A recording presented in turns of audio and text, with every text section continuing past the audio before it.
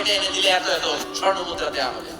ওমরে ফারুক রাজি হয়ে গেলেন, নাঙ্গা তলোয়ার নিয়ে বিশ্বনবীর মাথা কাটার জন্য ছুটলেন। নাউজুবিল্লাহ পড়বেন না? বনু সাহারা গোত্রের এক লোক বলে, আই না ইয়া আমার, কই যাও? মুহাম্মদের মাথা কাটতে যাই। আরে মুহাম্মদের মাথা কাটতে যাও? তোমার বোন ফাতিমা বিনতে খাত্তাব আর তোমার বোন জামাই সাঈদ কদ সাবা, এরা তো ধর্ম ত্যাগ করে ফেলছে। এটা তো আমাদের ধর্ম ত্যাগ করে মুহাম্মদের ফলোয়ার হয়ে গেছে। আগে ওমর ঘর সামলাও, পরে মুহাম্মদের মাথা কাটতেছে।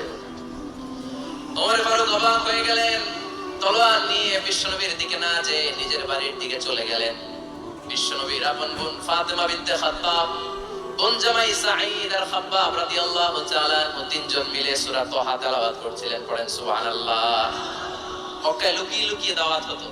খাব্বাব রাদিয়াল্লাহু তাআলা আনহু একটা চামড়ার ফলকের মধ্যে সূরা তাহার কয়েকটা আয়াত এনে ওমর ফারুকের বোন আর বোন জামাইকে শিক্ষা দিচ্ছে, ট্রেনিং দিচ্ছে। সুবহানাল্লাহ পড়েন।